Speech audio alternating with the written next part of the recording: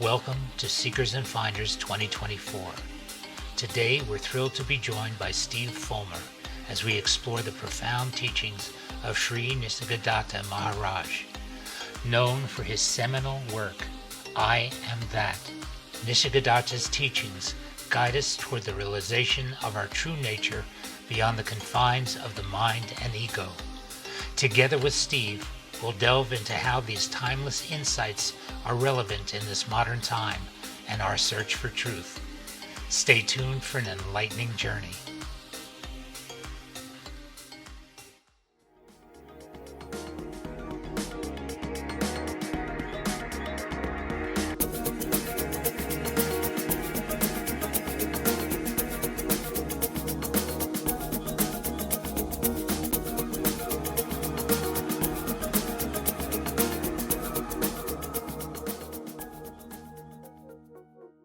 Today we're going to talk about Sri Nisargadatta Maharaj. Before we bring on Steve Follmer, let me ask you this. How did you get involved with Sri Nisargadatta Maharaj? It was 1982. I had left the center in 1980 and I was exploring different things. I was going all around.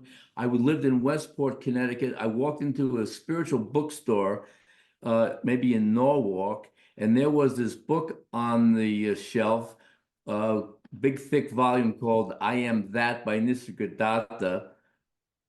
It drew me to it the same way the Urantia book drew me to it. I was just drawn to it. I took it out. It was 1982. Bingo. I said, hey, I'm going down this road now. Once I started to explore it. So that's what resonated for you. Totally.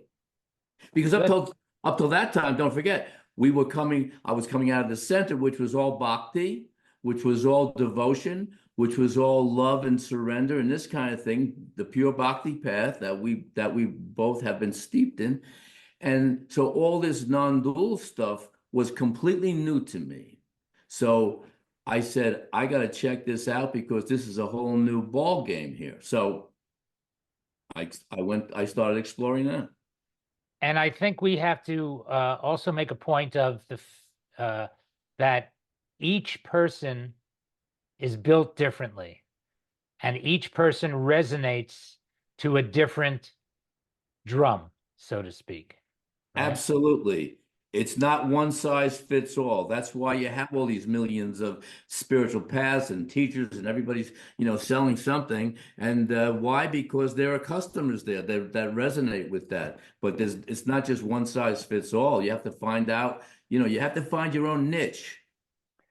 And that's why we started this Seekers and Finders 2024 podcast. So let's give a plug there because that's what we're doing. We want to show different people in different settings. They found their niche here. This one found their niche there, and so we're opening it up and want to, for people who may think, oh, I got to find the one true way. Well, yeah, one true way for you, but there are many paths, as many paths as seekers probably. Well, we are getting subscribers. We're getting quite a few downloads of the podcast, so we are hitting a nerve, shall we say? We're starting to rock and roll here because I think, but based on the people I meet, because I know a lot of spiritual people, because that's all I do is this stuff. I'm on Zoom calls all day long. Okay, is that they're tired. They're tired of the traditional, approaches, a lot of them, and they're tired of spiritual teachers telling them what to do. They're looking to explore on their own. So we're doing our thing at a right moment in spiritual history. I think so, and it comes down to the self finding the self by itself. Yes, and that is one way to describe non-duality because that's what it is. Who taught all this teaching stuff back in the day? Where did this teachers come from? Shiva. In other words, what happens is this: it's the same way in the Christian tradition as in the Eastern tradition, Hinduism, and then Buddhism came later. But it goes back to Hinduism. And so, where did the teachings? Where does the Christian teachings or the Jewish teachings come from? God. It came from God. So in the Hindu thing, it came from Shiva. Through some human instrument, a Right, Moses, a right, Jesus. right. So it's the same story. Well, that's really interesting because now I'm looking at two uh, different human beings that I watched this morning, documentaries. One was Sri Nisargadatta Maharaj, and the other one was Ramana Maharshi. And they are two distinct personalities and two distinct resonances talking about the same thing, non-duality. So it's not necessarily the teaching is different, it's the way it is conveyed to the seeker. And I have my preference, and we'll talk about that when Steve Follmer comes on. And I have my preference because, if you want to say who are the two heavyweights, the big heavyweights of non-duality, I would say Ramana Maharshi and Nisargadatta. There may be others, but I can't think of any. Those are the two top guys. And I have my preference, and you have yours, and we'll see which is which. I don't think we have the same preference. Let's give a little credit to John Aston and Roger Caverly, who are both proponents of the non-dual teaching and who are basically giving lectures or talks from a point of view of full understanding. Now, realization, that's another thing. Are they enlightened, realized souls? Maybe on the way, but from everything that I've seen so far, you're just on the path like we are. And are you an A student, a C student, an F student? No, you're just a regular student. Okay. But, and this is what I will hope to point out during our conversation with Steve, there are those who express an enormous amount of peace and light and immersion in the one. And it's not just seen, but felt by yourself, by your body, by your senses, by everything that you're made. You can sense it. And this is something I want to really get down with Steve Follmer about. So, and let's put in a plug. You mentioned John Aston, who we had on by himself.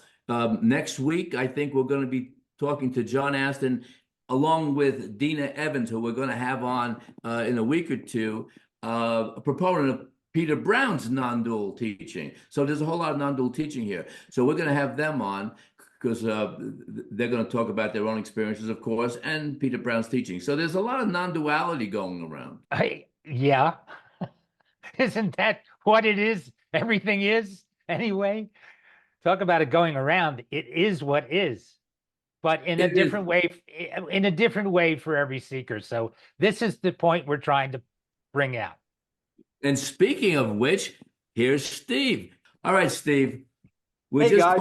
We were just, Stefan and I were just doing our intro, our pregame show, and we were talking about Nisargadatta and Peter Brown and Ati Yoga and non-duality in general. Is there anything that you want to add to the mix? Well, I think if people should be introduced to Steve Follmer first on his climb to ascension into the world of enlightenment. Can you enlighten us on your enlightenment, please? Sure. Well, like Gary, I've been on the path for a long time, decades, and like Gary, I really like Nisargadatta, but also maybe like Ram Dass, I'm not going to tell you that I'm an enlightened teacher. I just cheering myself and everyone along, yeah, I hope that we could entice and share with people this incredible spiritual teacher out of India, Sri Nisargadatta Maharaj. Is that a good start there? I like it. Stefan, what about you? Yeah, I think it's a good introduction. I'd like to know what was the spark that made you join the path of the seeker and move away from the whole duality world. What sparked you to, to say, I want to find something deeper in my life? I would say that I had a certain amount of pain in my life, trauma, everyone does. And it can serve a good purpose in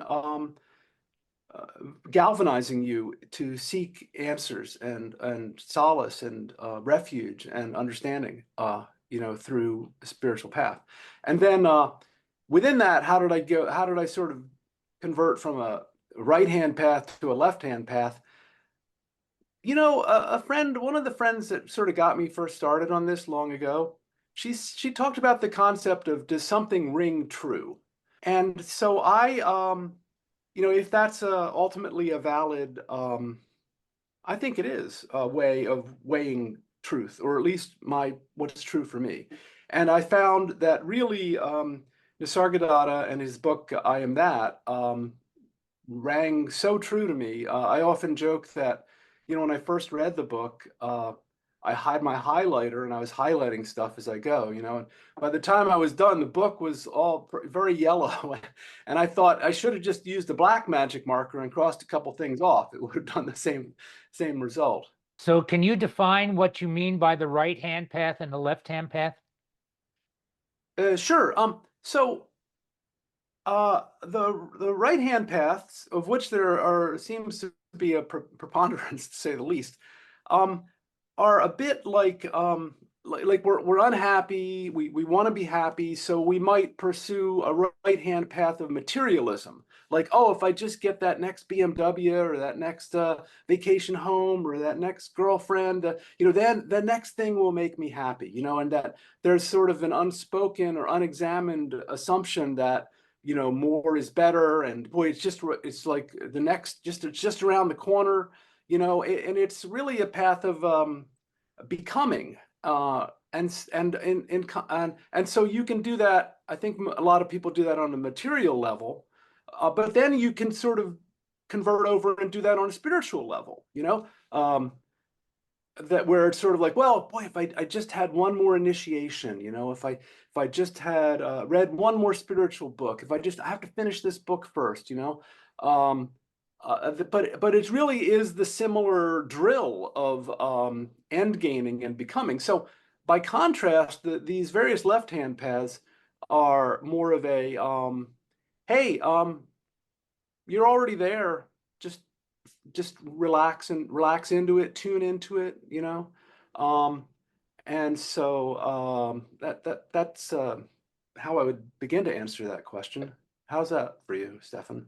It's pretty cut and dry, I guess. I mean, yeah, there are two ways to live your life. One would be in the supposed outer world of seeking comforts, financial stability, a love relationship. And then the other side would be to find spiritual inner path where your focus is on a non-egoic type of philosophy. But then there's the balance, which seems to be what Nisargadatta, where he was a householder with a family. He had a tobacco shop, and he followed the balance path in the center. So maybe we can explain some of that. Gary, you wanted to say something? 4 tobacco shops. He had 4 of them. He was an entrepreneur in the tobacco world. Okay, so now with that said, Steve, now I have a question for you. Okay. Before we do that, Stefan, I just want to interject something. Nisargadatta, part of his teaching does directly address what you've brought up here, which is, I'll try to find the quote, but he views this the sort of expanding outgoing path of acquiring more experiences, of seeking pleasure and avoiding pain, as a perfectly natural. But then at some point you're kind of fed up with that, and they call that outgoing path prakriti.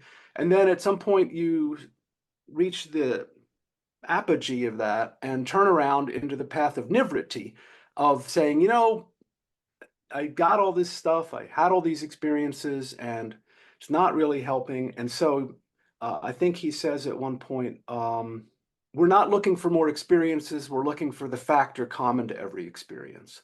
So that would be the turn from the prakriti path of they actually have a word bhogi, B-H-O-G-I, which is someone who's seeking experiences and pleasure. And as opposed to the yogi who, as Nisargadatta says, the yogi is narrow as the sharp edge of the knife. He has to be to cut deep and smoothly, to penetrate unerringly the many layers of the false. He brings up the topic of becoming detached from the outer world, from connection with that quality of life. And yet he owned a shop. He was a big smoker. He had 4 shops. He was a big tobacco smoker. He died of throat cancer, as did Ramakrishna as well. He was addicted to tobacco. And I'm wondering, and the pleasure of using it. Now, if he was so big on detaching yourself and immersing yourself in the one, did he just feel that you can do anything you want and that's spiritual? Why was he unable to detach himself from the use of tobacco? Well, this is addressed in his teaching, and I'll just try to paraphrase it. Maybe later I can find his direct words on the matter. But he kind of pleads no contest, nolo contendere. He sort of says, well, the body is going to fulfill its karma. It's going to play out its karma, and he views everything as everything was related to everything. And I think the quote there was, the role of destiny unfolds itself and actualizes the inevitable. So he's like, the illusory physical world is going to play itself out, but he has stepped back from it. And so this again is a kind of a nuance of a left-hand path, where, you know, if we're immersed and steeped in the assumptions, be it materially or spiritual, or even on a quote unquote spiritual path of a left-hand path, there's kind of an unspoken assumption that I need to do something. And one of the things I need to do is get rid of all my desires, or, you know, behave in a certain way, or take on certain vows. And he rejects this approach. Does that help? It does, but now okay, so this is for the seekers now who are following in his path, and it brings me to the attention of falling into a trap with the icon that you've decided to sit beneath and bend the knee to, so to speak. So now we have a situation in this country where we're getting a new leader next year on January 20th. And in some ways, his behavior has created an example for his followers. Instead of holding himself up to, you know, the state of greatness and statesmanship, he's shown that, it's okay to be, you know, wild and crazy. And he's given his followers permission to follow in his footsteps. It's okay because he's the guy at the top. and he's setting the example. My point is that the guy at the top should be setting the example. And as far as I've always felt in the spiritual journey, dropping these attachments is really a deep part of it, because there is a discipline here. Now, I was a smoker for many years, and I was addicted to tobacco. And then I realized that maybe this is not the smart path to walk. I didn't drop it for spiritual reasons. I dropped it for health reasons. And I haven't smoked in quite a while now, a long time. But I'm just curious why. And because we have you here now, and you are a seeker on the path of Nisargadatta's, why it's okay to continue on something that seems erroneous to developing your spiritual life to enlightenment. Because if you are enlightened, you don't need any of these things. Isn't that true? I mean, this is part of where we're going here, is to drop the whole self of the human, move away from the ego, and immerse yourself in the divine. And if you are immersed in divine, all these little things that human beings do are so below that level of enlightenment that you don't need them anymore. You're just there. Now, before we go on, I have to show you something. These photographs I took off of the web this morning, and I was looking at both of them. And as I said, I watched their documentaries. On the left side, you have Sri Nisargadatta Maharaj, and on the right side, you have Ramana Maharshi. To me, Maharaj is in a full state of inquiry, as opposed to Ramana Maharshi, who is in a full state of immersion with the divine. And I wanted to bring this to the attention of, whoever's watching this thing on YouTube, to look at the difference between these two beings. And to me, Sri Ramana Maharshi, he's in the presence of the full enlightenment. And Sri Nisargadatta Maharaj is still inquiring. So that's where I'm getting lost here. And I hope that you can help us along this way. Maybe you don't see it the same. So what I'm pointing out is that even as a young man, in Sri Ramana Maharshi's face, there's this light and peace and immersion into the divine. I really, watching these two documentaries today, which I will put up, I will list underneath our talk so people can refer to them. I really felt expanded and enlightened by both of them. An awareness that came from watching Sri Nisargadatta's that enlivened me and gave me information about him. And then watching Ramana Maharshi's, I was in bliss. I'm a feeling kind of person, so I'm not dealing with the mind here as far as, oh, that's that and that. I'm just talking about how I'm feeling, all right? And it is that space of feeling that takes me to where I want to be, just like your space takes you to where you want to be. Gary's space takes him to where he wants to be, so forth and so on. So let's talk about that for a while. Well, I would say that certainly they're both, left-hand path, Vedanta, non-dual, Jnani, yoga of wisdom, Jnani.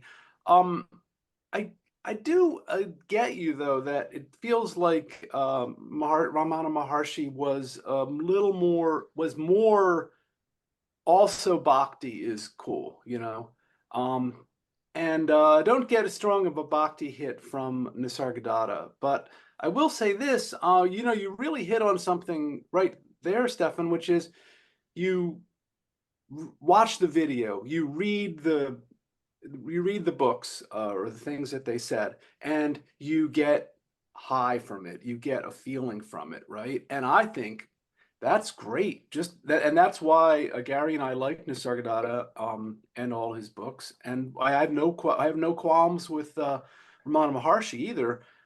Is because it's so inspiring, and it puts us in that good place. And next step is just to make that place more permanent. technically that's a bit of a faux pas with in a non-progressive, non-dual path. But you know, Wait, what's the faux pas? I didn't get it. What's the faux pas? I said the next step is to make it more permanent, but there aren't any steps, right? So just Yeah, but it's not really a faux pas. I don't think it's a faux pas, but okay, we may get into that or may not. I don't think it's a faux pas. Good. okay. I don't think so either. I think that was wonderfully said. I mean, let's look at the mind part of it, because the mind does take place here. And the one thing that I've noticed so far with everybody that I've spoken to, and I talked to Gary about this in the introduction, is that we're all just on the path. I haven't met anybody yet that is, besides looking at Ramana Maharshi, who has, really hit that place. So we're all still trying to work it out, which is the most important part of our conversation here, because until somebody comes back to Earth or lands on Earth who really conveys that immersion in the divine. And yes, I had mentioned Adyashanti before, because he does glow, he does show light. A lot of people like to talk about Rupert Spira or Spira, who conveys a nice message. But that being who is just so brilliant in their sense of in their volume of peace and light and bliss. I have not seen that being yet, except, and this goes back to the guru that Gary and I followed. It was almost there, or we thought it was almost there.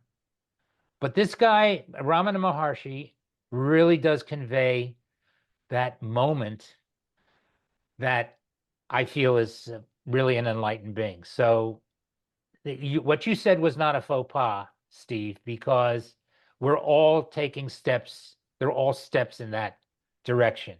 And I'm hoping that all the non-dual people just don't, get wrapped up in that, oh, we're there, we're all non-dual, blah, blah. You're working on it, okay? It's a process.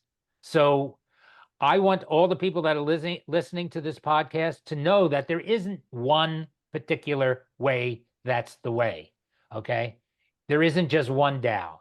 There's many Taos. So, And let's ask Steve, what would you like to bring up? All right. Yeah, thank you. Here's a quote from Nisargadatta. On the issue of pravriti and nivriti, which are terms from Hindu Samkhya philosophy. It is a matter of wanting much or being satisfied with little. The yogi is ambitious, while the bogi is merely adventurous. Your bogi seems to be richer and more interesting, but it is not so in reality. The yogi is narrow as the sharp edge of the knife. He has to be, to cut deep and smoothly, to penetrate unerringly the many layers of the false. The bogi worships at many altars. The yogi serves none but his own true self. There is no purpose in opposing the yogi to the bogi. The way of outgoing, pravriti, necessarily precedes the way of returning, nivriti. To sit in judgment and allot marks is ridiculous. Everything contributes to the ultimate perfection. is the bogey the ego? The bogi is someone who is on a path of having many experiences and pursuing pleasure and avoiding pain. So yeah, in fact, perhaps there's a quote from Augustine, which I think, obviously it's from a completely different tradition, but he says, Lord, grant me chastity and continence, but not yet. And I think that summarizes perhaps where I am, or many of us are, and also can be aligned with this, this contrast between the bogi and the yogi, So, Steve, don't you think we're all born with some kind of a divine morality that is deep in the innards of our soul? Who I believe the soul is the animator of the human form, that it sits there as the higher self. whether you put a shape to it or not. But there seems to be, for me, and some people can call it a conscience, a deep morality that tells you that this is the right thing to do and this is the wrong thing to do. And Oh, people that have mental aberrations that just dismiss the right and wrong thing and go and do the wrong thing because they think that it doesn't matter to them. But deep inside of us, don't you think there's this divine morality that exists? well, not only do I think that, I would, more importantly, I think Nisargadatta thinks that. And I did find a quote along those lines, which gets back to a topic you broached earlier. I never meant to, this is Nisargadatta talking, I never meant to say that lawlessness follows self-realization. A liberated man is extremely law-abiding, but his laws are the laws of his real self, not of society. These he observes or breaks according to circumstances and necessity, but he will never be fanciful and disorderly. So, yes, I believe that it is our nature to not be fanciful and disorderly. And in fact, as for our real nature, Nisargadatta said, and this is a quote that I wanted to bring up, what problems can there be which the mind did not create? Life and death do not create problems. Pains and pleasures come and go, experienced and forgotten. It is memory and anticipation that create problems of attainment or avoidance, colored by like and dislike. Truth and love are man's real nature, and mind and heart are the means of its expression. Well, what a beautiful quote from Nisargadatta. And I would say this even gets into, he does have a big chunk of his teaching, or at least his what he says in I Am That, about this issue of pain and pleasure. Fear is the memory of pain, desire is the memory of pleasure. That probably gets into trauma, micro trauma, samskaras, even karma, these grooves that we grind into our mind around desire and fear. So, Wait, before you go on with your next quote, I want to ask you this. How do you translate what you just read into your own life, into your own terms? Because yes, we read these quotes from these great masters, but how do we fulfill them in our own life? What do they mean to you in your own life? Can you express it so, the guy on the street who's trying to just get through a day as a spiritual seeker, all that pain and all that pleasure, can you explain it in your own terms with your own life so we can understand it? yes, the sensuous man in the street, as T.S. Eliot put it, I believe.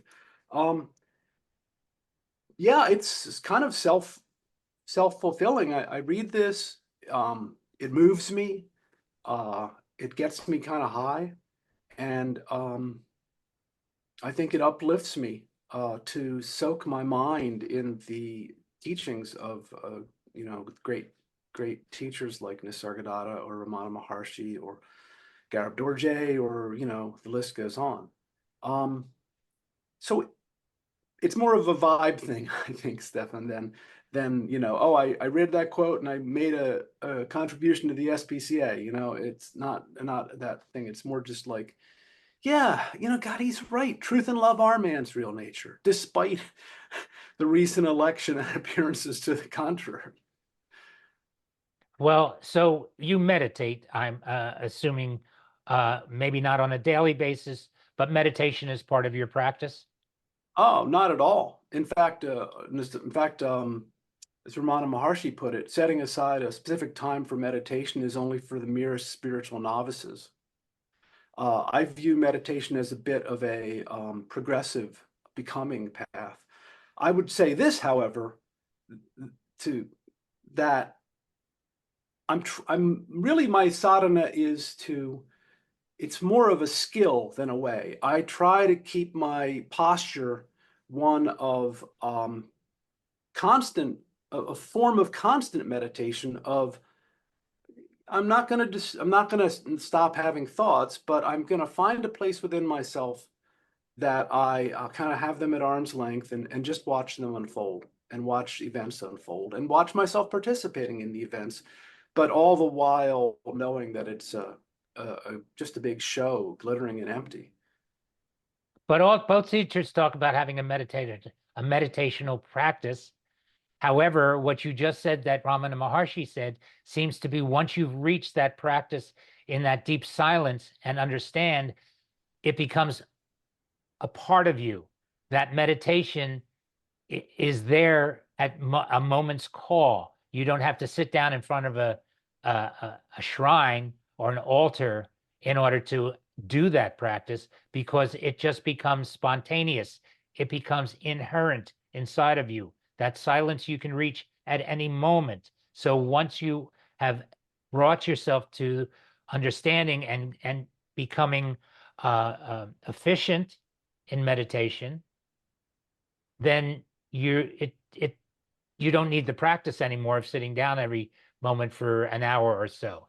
So I don't want people that are listening to this to think that meditation isn't important as a practice in their spiritual life, because for me anyway, meditation was the thing that's brought me to where I am now in understanding my spiritual life. And it has given me the foundation and the access to the other worlds that have brought me peace, light, and bliss before I get to the part where I can be fully immersed in the divine, which is my hope, because that's the way, I want it to be. That's for me. I want it to be that I'm fully immersed in the divine, without any barriers whatsoever. And meditation was for me a very strong tool, because I enjoyed the pleasures of the outer world tremendously. So I was able to release that need for them through my practice of meditation. And I just want people to feel that meditation isn't just a sidecar that you throw away. Yeah, I think meditation can be part of your path. But I just want to put the other side of the coin in, kind of chip that into the conversation as to what Ramana Maharshi said about it. And I'll go you one better here. Here's a quote from I Am That. As you know, the book I Am That is a transcription, a very well edited transcription of the 101 dialogues with Nisargadatta. And here's one. Questioner, what is the value of spiritual books? And Nisargadatta Maharaj responded, they help in dispelling ignorance. They are useful in the beginning, but become a hindrance in the end. One must know when to discard them. So perhaps you would say that and I would say actually that at one point spiritual books were useful in the beginning, including this book I Am That I'm quoting from. But it is an interesting perspective that one can go beyond I meditate at 6 a.m. every morning, or I read this. I need to finish. I'm reading this book, or I need to finish reading these books before I can consider becoming enlightened. Various dead ends like that. So what inspires you now? This book still inspires me. I must have read this book 20 times, which probably means I have a very thick head. But I also find it to be really quite magical in that every time I read it, I get something new out of it, Has that been your experience, Gary, with the book I Am That? My experience with the book I Am That was that it was very impactful, and I discussed this with Stefan before you came on. He asked me how I came to the book. I found that Nisargadatta's later books, especially the last books, were very different from I Am That, and I found much more of value in Nisargadatta's later talks, because he shifted gears. And so I no longer have I am that as that icon that I had, because I found later on he changed his tone in many ways, and personally I got a lot more from the later Nisargadatta than I did from the earlier one. Well, fantastic. That's excellent. I should give those another try. I think I got them somewhere on my bookshelf here. Another book I found inspiring was Gospel of Garab Dorje, and I know in this very podcast you interviewed the editor of that text. I'll tell you, Gary, I'm so grateful to you, because I never thought I'd find something I liked as much as I am that. And then you turned us on to the Gospel of Garab Dorje a couple years ago. And so so that's another thing I read to kind of get my head in the right space, I suppose you could say. Did I answer your question, Stefan? You did, and I'm hoping that Gary now will, since he's really so familiar with Maharaj's teachings, and you have a symbiosis connection here. I'm hoping Gary will now, enlighten us, and maybe the two of you can joust back and forth for a while. And I do want to make a point here. I'm going to make it before we get into this other thing. So in 1982, there were two big books I came across. One was I Am That, big, thick book, the one that you're alluding to, Steve. Major book in my life, major book. At the same time, around the same time, I came in with another thick book called The Talks of Ramana Maharshi, just as thick. Now, unlike, to flip-flop with Stefan, what knocked me out was I Am That. I didn't resonate with what I read. And I like the Ramana picture, it's beautiful, but I didn't resonate with that thick book, The Talks of Ramana Maharshi. So I went with Nisargadatta. And of course, I came back to Ramana is like, maybe the number one heavyweight in the non-dual world. Maybe Nisargadatta is number two, it doesn't matter. But what I'm saying is I resonated way more, and I still do, with Nisargadatta than I do with Ramana Maharshi, even though I recognize his greatness. So that just goes to show how we're all geared a little different way. Stefan gets turned on by Ramana Maharshi, and I don't get so turned on. I get turned on by Nisargadatta, but now I didn't get stuck on I Am That, because I said I went on, and Nisargadatta's latest book, later, his last books are just absolutely, I think, on another level than I Am That. But okay, let's not quibble with that. It's like it's where you find it.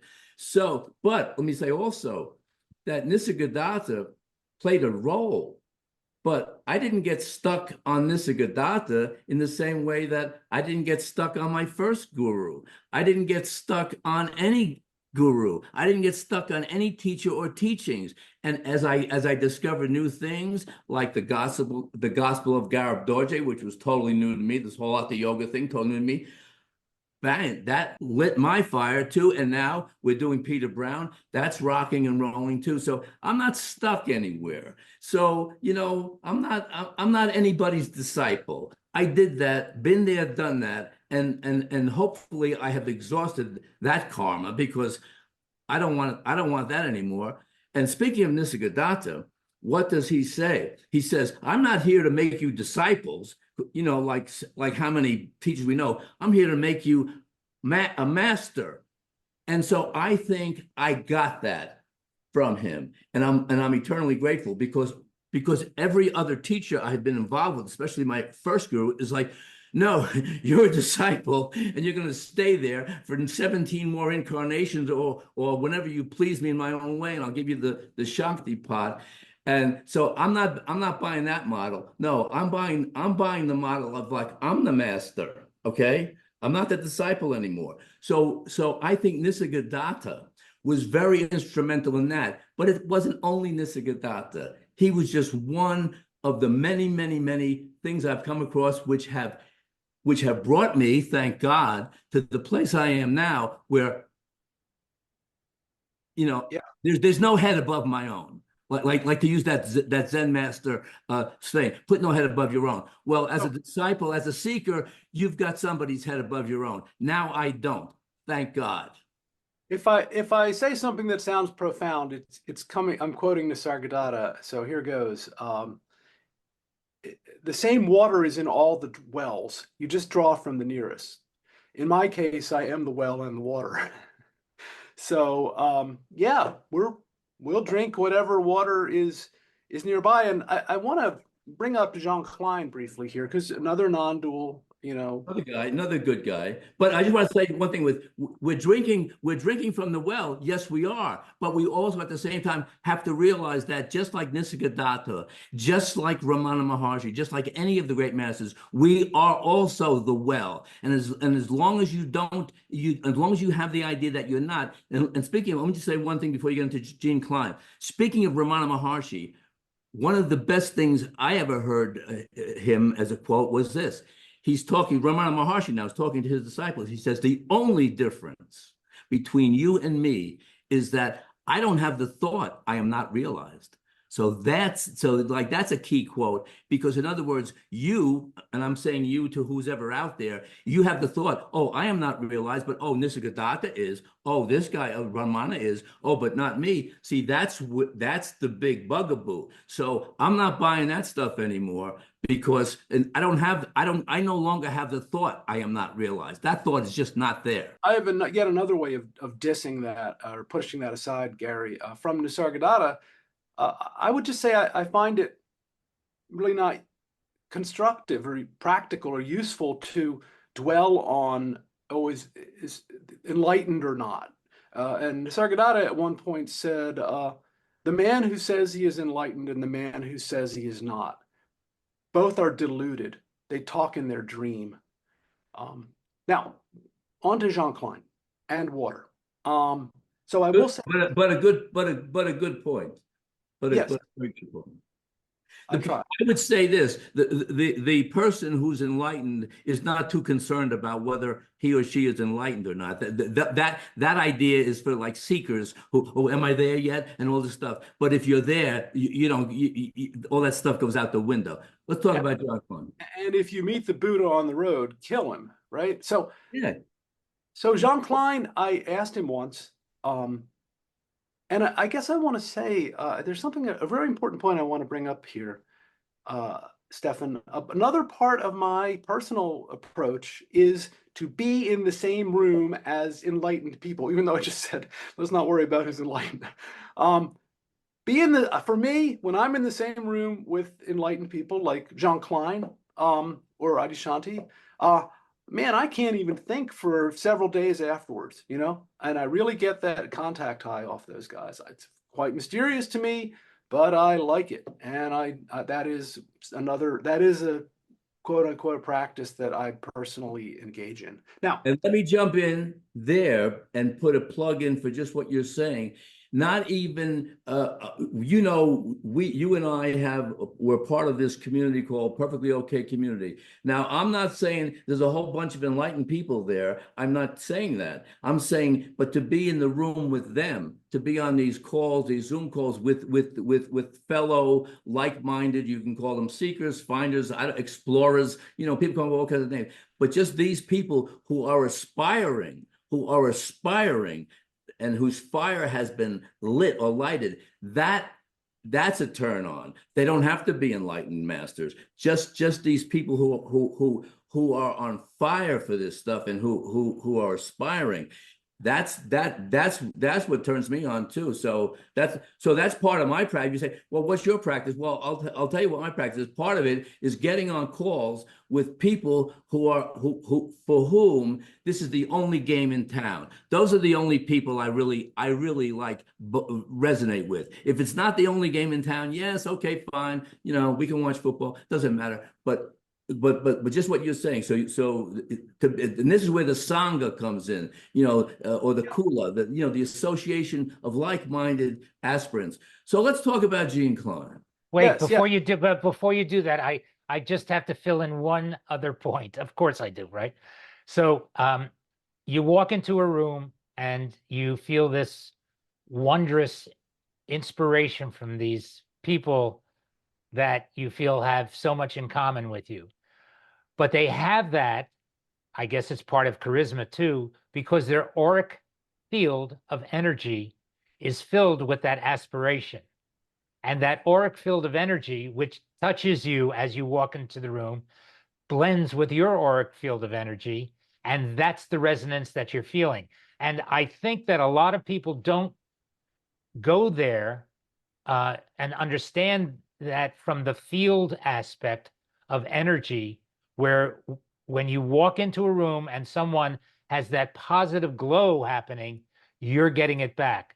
Just in context, when you walk into a room where somebody is filled with negative energy, you're turned off immediately. So we have to understand that you've just walked into a positive field of aspiration, and that's lifting you up as much as your own inner being is. Yeah, quite so.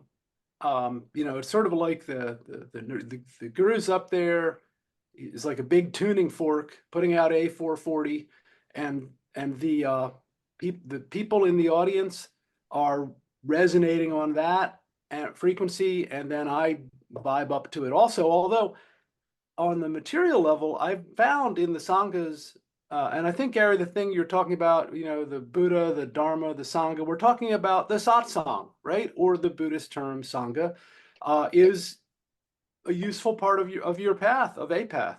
But although I will say Major that, part. I would say for me, it's a major part. excellent.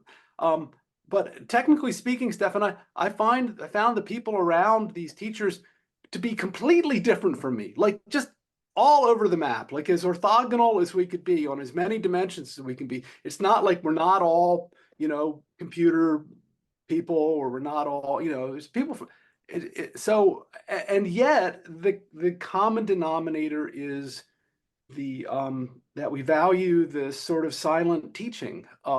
I don't even listen to the words when these people talk, honestly. I just go for the silent vibe. I soak it up and I try to keep it going without trying as long as possible. But that's Now, what I was talking about. That's what I was talking about. You don't need to be in a room of people that are following a teacher. You just need to be in a room of people that are inspired, right. that have aspiration, that are glowing with this positive force. They don't have to be following anybody.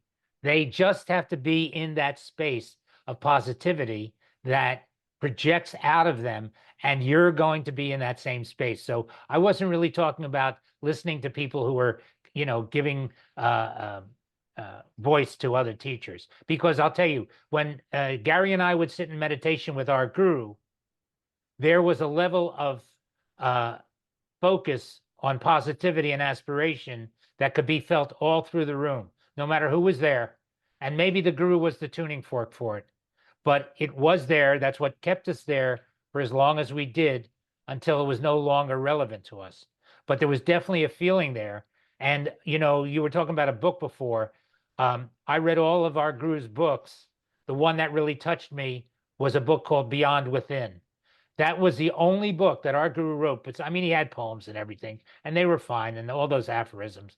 But Beyond Within, which was a thick book, I sat down and I read that, and I said, "Oh, this has really touched me." Why don't we go on to talk about Klein? Yeah, so if you're interested in Jean Klein, I would say a good place to start is a book of his called Listening, which is a compilation of the 10 volumes of his sort of quarterly publication, semi-quarterly publication, which really just gives you a broad view of, where Jean was coming from. Now, I did ask Jean, hey, what about Nisargadatta? What's up with Nisargadatta? What's your opinion on Nisargadatta? I asked him this in his he gave satsangs in his living room in Santa Barbara back in the day, right? And he said, "What's up with Nisargadatta?" He said, "Sorry, I tend to imitate his European accent." He said, "Nisargadatta said it a little confused, but in this confusion, there's also the truth." And I've come to accept his opinion. I mean, gosh, we're back in the 80s with the typewriter in Bombay, you know? I mean, you got to give credit to the people that put this book together, and perhaps they. It was a Polish guy, and don't forget, the Yeah, original Nisargadatta's language was Maruti or something, like a minor dialect. It had to be translated into Polish, and then so something got lost in translation because there's a lot of stuff in I Am that's obscure, and I think that was a really good observation by Jean Klein that yeah, you can read these words in English, but the original was some other thing has been translated and all. A lot gets lost in translation, so you can't just take a book and treat it like gospel truth, the word of God. It has to be filtered and translated. If you watch this documentary that I'm going to post underneath the our video, there's an Indian translator sitting in the room. So you're hearing the actual translation this Indian translator is giving, who is a disciple of his, I guess. And it seems to be pretty much to the teachings without any kind of, yeah, I do want to give the props to Maurice Friedman. So I want to relate a fun story. I was at just back to the water analogy. I did, there was a period in my life where out of my, well, you'll see my reference to pain in my life where I experimented with a variety of psychedelic drugs, as you do. And I was at a Jean Klein retreat in Joshua Tree. I was talking with Francis Lucille, who's gone on to be a teacher in his own right. And he said, we somehow got to talking about drugs, psychedelics. And he said, but why do you drink the dirty water? And I simply spontaneously replied, I said, because I was extremely thirsty and it was the only water I could find, right? Now, of course, now we have the wonderful pure, from a pure spring, only pure water flows, water of Nisargadatta and Garab Dorje and and Jean Klein and other teachers. But that was, yeah, that's my take on psychedelics. Now, as far as Nisargadatta say something a little confused, he doesn't really harp on a particular, so to speak, sadhana, a regular spiritual practice. But excuse me, give me a moment to read through something that might clarify this. And I want to say something also really important here, Stefan and Gary. This thing that I've sort of lean on of being in the presence of masters to the degree that I can find them. And I've been really blessed in finding just a series of them in my life, and maybe living in the Bay Area helped. When you get that initial hit, I mean, for me, I would say when you get that initial hit, when you get that sort of, I think there's some Zen word for it, Gary, or something. You go back and you read these books and they make total sense. Like a lot of the questions the word is kensho. Yeah, you got to get the kensho. I mean, my advice, that's just as we approach the 1 hour mark, what I would tell people is get I Am That and get some kensho, and you'll be way down the road, or maybe get Gospel of Garab Dorje and get some kensho and roll with it. I know it sounds sort of progressive and dualistic for me to possibly say that, but the important thing is we have to use words to talk. We're not going to crucify each other on using a word incorrectly or not. The important thing is the perfume that's left behind after the words. So I'm excusing myself now. So to a potential sadhana, so to speak, from Nisargadatta. Here he goes. Watch your thoughts as you watch the street traffic. People come and go. You register without response. It may not be easy in the beginning, but with some practice, you will find that your mind can function on many levels at the same time, and you can be aware of them all. It is only when you have a vested interest in any particular level that your attention gets caught in it, and you black out on other levels. Even then, the work on the blacked out levels goes on, outside the field of consciousness. Do not struggle with your memories and thoughts. Try only to include in your field of attention the other more important questions like, who am I? How did I happen to be born? Whence this universe around me? What is real and what is momentary? No memory will persist if you lose interest in it. It is the emotional link that perpetuates the bondage. You are always seeking pleasure, avoiding pain, always after happiness and peace. Don't you see that it is your very search for happiness that makes you feel miserable? Try the other way. Indifferent to pain and pleasure, neither asking nor refusing. Give all your attention to the level on which I am is timelessly present. Soon you will realize that peace and happiness are in your very nature, and it is only seeking them through some particular channels that disturbs. Avoid the disturbance. That is all. To seek, there is no need. You would not seek what you already have. You yourself are God, the supreme reality. To begin with, trust me, trust the teacher. It enables you to make the first step, and then your trust is justified by your own experience. In every walk of life, initial trust is essential. Without it, little can be done. Every undertaking is an act of faith. Even your daily bread you eat on trust. By remembering what I told you, you will achieve everything. I am telling you again, you are the all-pervading, all-transcending reality. Behave accordingly. Think, feel, and act in harmony with the whole, and the actual experience of what I say will dawn upon you in no time. No effort is needed. Have faith and act on it. Please see that I want nothing from you. It is in your own interest that I speak, because above all, you love yourself. You want yourself secure and happy. Don't be ashamed of it. Don't deny it. It is natural and good to love oneself. Only, you should know what exactly do you love. It is not the body that you love. It is life. Perceiving, feeling, thinking, doing, loving, striving, creating. It is life that you love, which is you, which is all. Realize it in its totality, beyond all divisions and limitations, and all your desires will merge in it, for the greater contains the smaller. Therefore, find yourself, for in finding that you find all. Everybody is glad to be, but few know the fullness of it. You come to know it by dwelling in your mind on I am, I know, I love, with the will of reaching the deepest meaning of these words.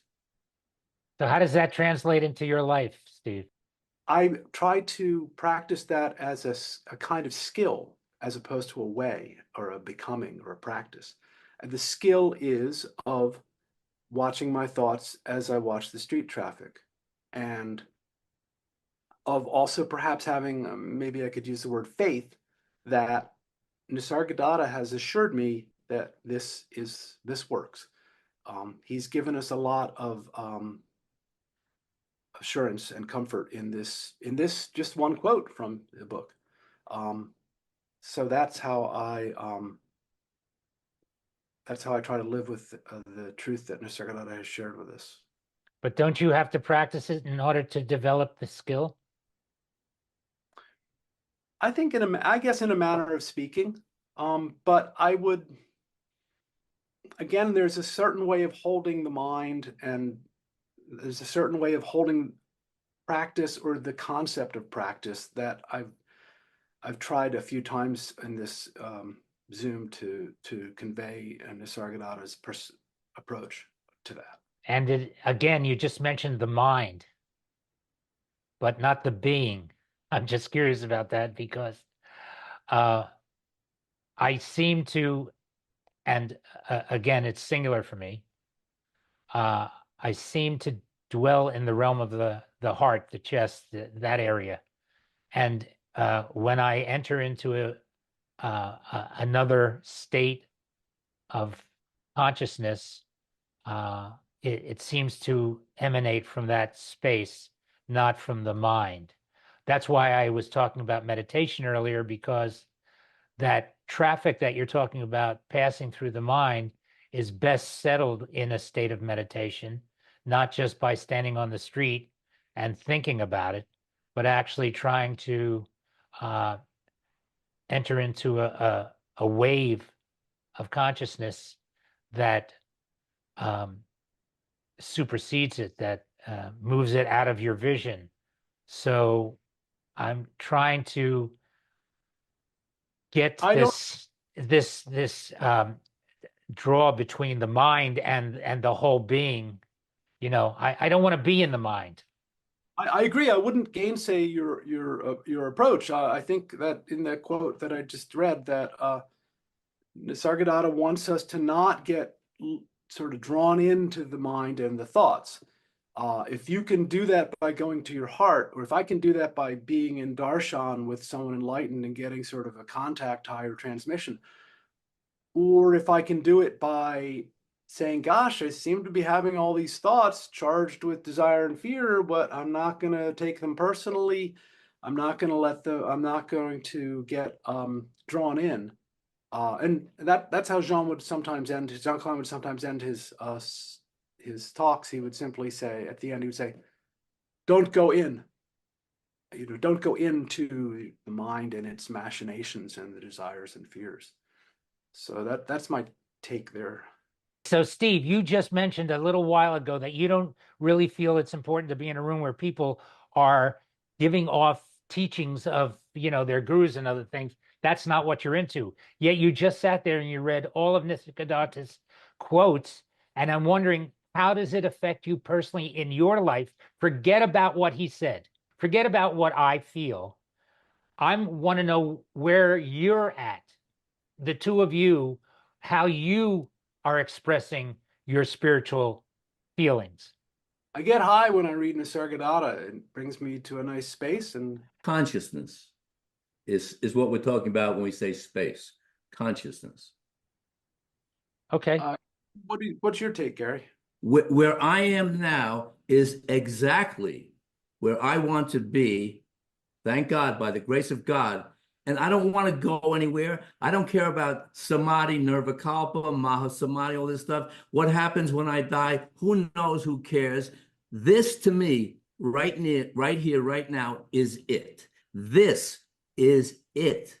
And I don't want to go anywhere because there's no place to go. Plus, here's another thing we didn't touch on today, which we should have, because we're talking about Nisargadatta and these non-dual teachers.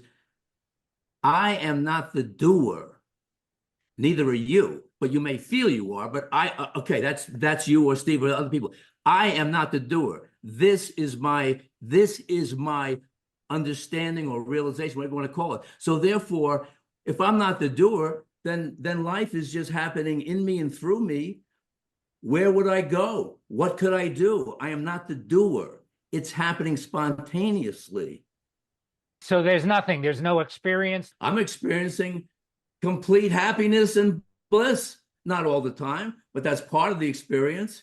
Peace, light, bliss, whatever you want to call it. Satchitananda, existence, consciousness, bliss. It's nowhere but here. Right, but that's the space that you're in. Yes. And that's what I'm talking about. I wasn't talking about anything different than that.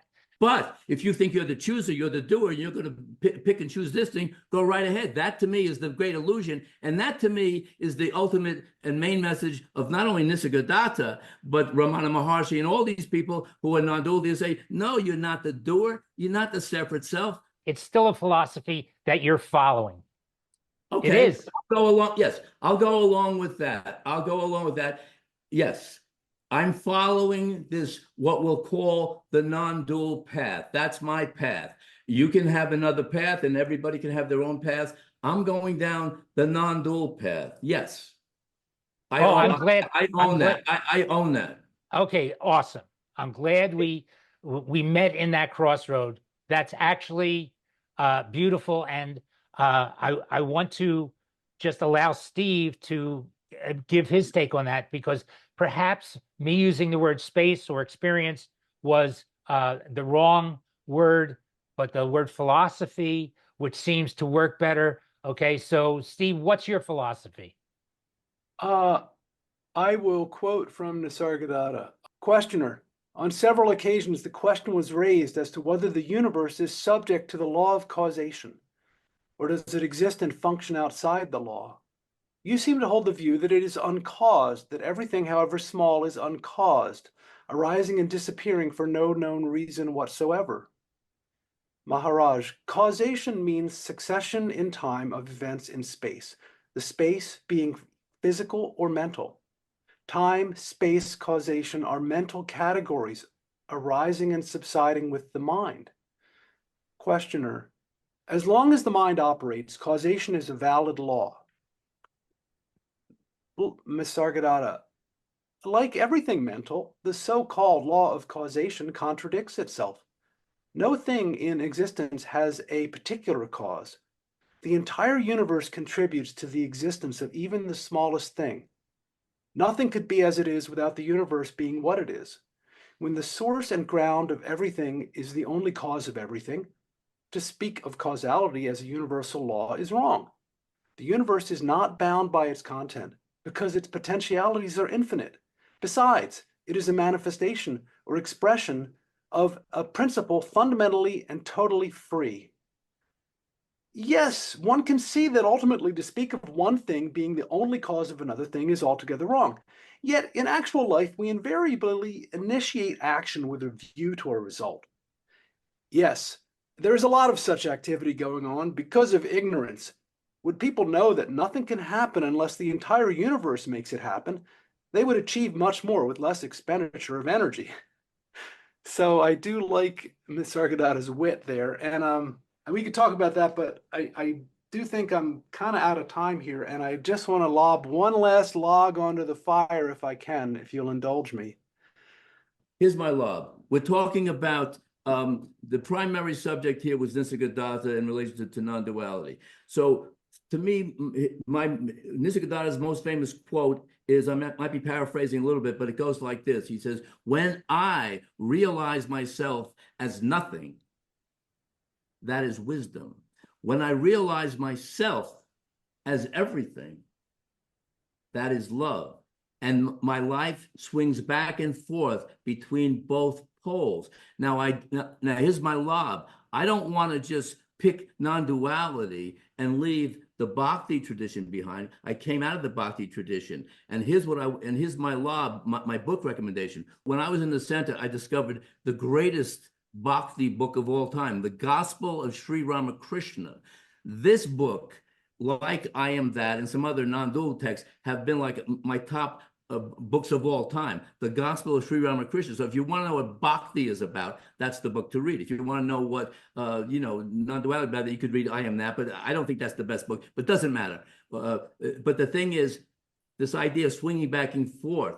So in Nisargadatta says, Bhakti and Jnana, love and wisdom, are not two things. They meet, they're together. So I like this idea of swinging back and forth because, frankly, I believe, okay, this is a belief. I believe that that's what I do because I'm not rejecting one side for the other, saying like, oh, all this, dualistic stuff is bad. No. Bhakti is beautiful because you're, like Ramakrishna said, I don't want to be the sugar. I want to taste it, right? He had the non-dual realization, but he wanted to come back as a devotee because that's the way he was built, psychologically. Anyway, throw your lob in, Steve. But that's my lob, the Gospel of Sri Ramakrishna. This is my final lob. Like Raphael, this is my final lob. He just retired the other day in the Davis Cup. Okay. You must give yourself time to brood over these things. The old grooves must be erased in your brain without forming new ones. You must realize yourself as the immovable, behind and beyond the movable, the silent witness of all that happens. Does it mean that I must give up all idea of an active life? Not at all. There will be marriage. There will be children. There will be earning money to maintain a family. All this will happen in the natural course of events, for destiny must fulfill itself. You will go through it without resistance, facing tasks as they come, attentive and thorough, both in small things and big. But the general attitude will be of affectionate detachment, enormous goodwill without expectation of return, constant giving without asking. In marriage, you are neither the husband nor the wife. You are the love between the two. You are the clarity and kindness that makes everything orderly and happy.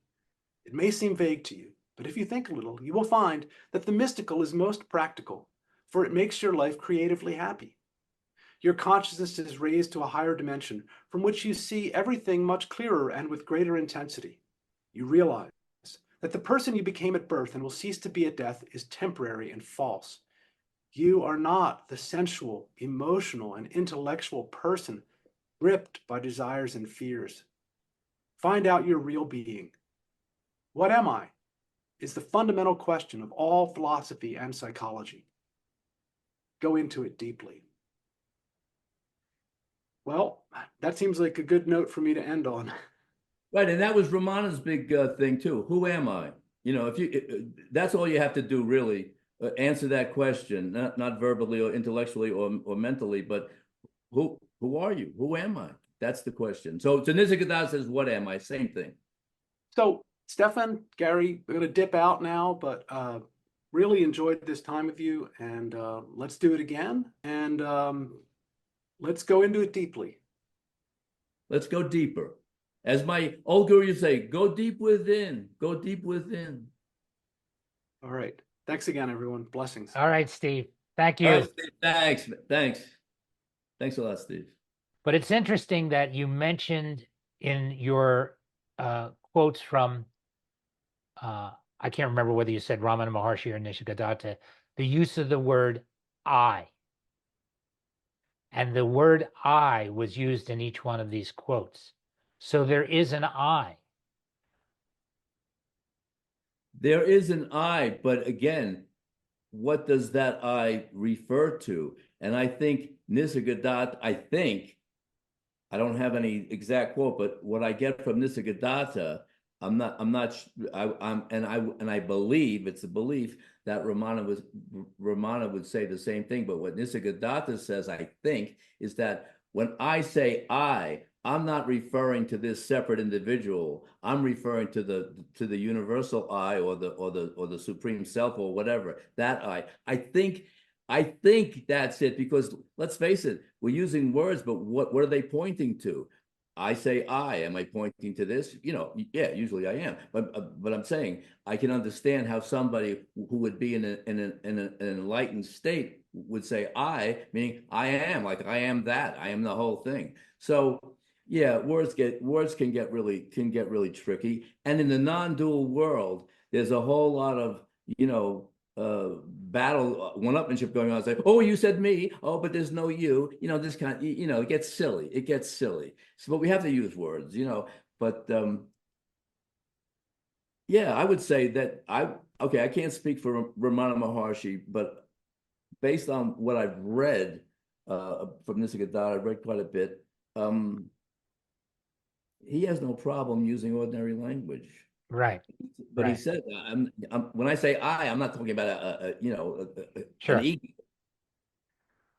So this was one of the more interesting conversations that we've had, because it raised the level of emotion here about our own feelings, and I think that was that was beautiful. I love that interchange, and you're, coming up in there, and yes, Yeah, I did too. We're not done with the non-duality kick, because next week we're getting John's coming back. John asked him, but with Dina Evans. Now Dina knows Peter Brown very, very well. She moved out to live near him out in the West Coast. So most important of all, subscribe to our YouTube channel and tune into our podcast station. We're all over the place. Spotify, we're all over. Yeah, every place. Yeah, we're good. All right, everyone. Later. Later.